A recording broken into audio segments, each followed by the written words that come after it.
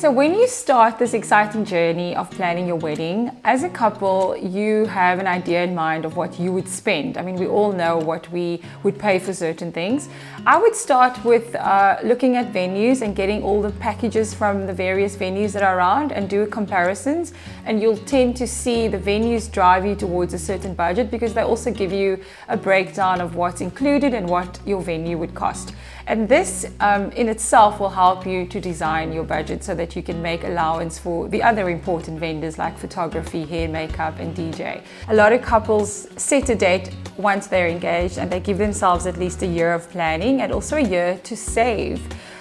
So you need to know from that date when you start planning and the date that you probably have in mind that you need to allocate a budget way in advance. So at least a year in advance, set a date, set a budget and work towards that, and then still obviously confirm your wedding date with your venue first, and then you can confirm all the vendors and then work through your budget gradually as you go along booking certain suppliers. If you are considering having an affordable wedding, there are certain criteria that will affect your budget, and that is the amount of people you invite and also where you're having and hosting your wedding. If you're having an intimate garden party at home, you can easily have a beautiful wedding for 50,000 Rand and spend no more on that. We have many beautiful venues in Cape Town that might have inclusive packages, and then also very important is to keep your decor and floral brief within a realistic check, because those things can tend to cost a bit more. But for a beautiful basic wedding, you can have a great venue, an outdoor wedding, spend decent money on food, and 100,000 Rand can get you a fantastic day. If you want to consider the elopement option,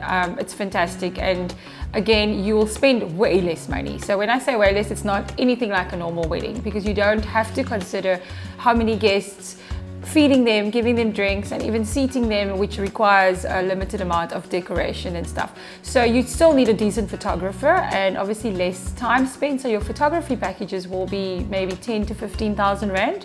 So if you consider the time of day and you want to save some money, our venues have come up with beautiful packages where they can have host clients in the morning and they can still have a wedding happen in the evening. This for the venue is obviously amazing because they can host 2 weddings on one day, and you as the client save money if you are coming in the morning.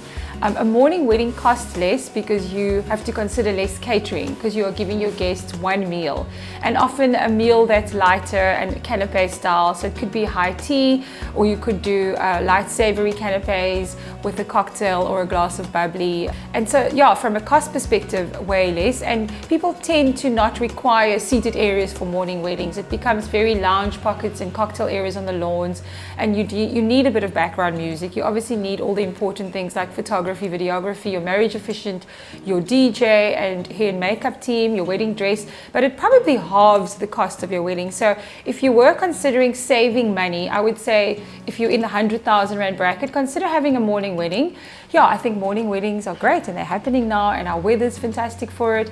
And your guests also require very little in terms of accommodation. They're not staying the night, they're getting back on the road early. And most importantly, we don't have to feed our guests the whole day, so we'll save some money. So weekday weddings in the Western Cape have become very, very popular. It started out with us having to postpone weddings of clients who were abroad and couldn't get back, and now that we can all get married, we are all super busy and weekdays are becoming very popular. Why not? Most of us are working from home now, so we could probably take the afternoon off and attend our bestie's wedding. That's one reason why they're going to be very popular. The other reason is that our venues are massively reduced in terms of their venue hire costs, and this helps our local clients as well. So weekday weddings have always been popular for the overseas market, but now we're focusing on our local brides and grooms and being very mindful of their budgets and that their lifestyles have changed, and that we can host weekday weddings. So in the industry, we are also very happy to offer our couples discounted rates because we don't usually work on a Wednesday and a Thursday. So do think about having a weekday wedding, and you could have a super long weekend with your friends, or you two can go off on a mini moon from the Friday, Saturday, Sunday and still be back in front of your computers on Monday. Weekday weddings are very popular and a massive money saver. Our final tip, I would say, would be to check in with your budget as you go on the planning process, especially if you don't have a wedding planner. Make sure that you haven't allocated 8,000 Rand more to a vendor than what you have pre-approved with your fiance or with your family. And if you have gone over budget somewhere because you really love someone and you have to book them, then try to find an allowance somewhere else in your budget.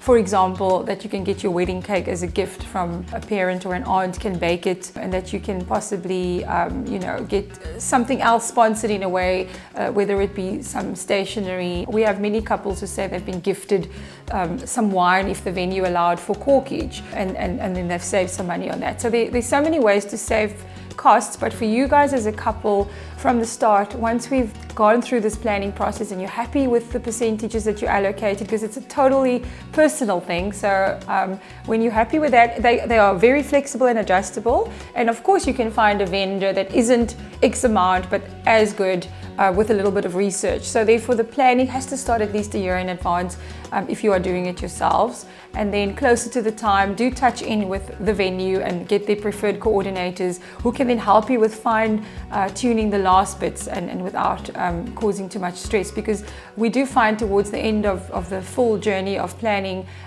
your money's spent, and all you're worried about is are your expectations going to be met, and is this dream day going to happen? So at some point you do need to let go and still manage the budget and the finances, but just hand over to someone who can run the finer details for you.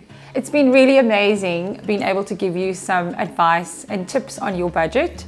Please do feel free to reach out to us. I'm Tracy Branford of Trunk Events. You can find us at Pink Book.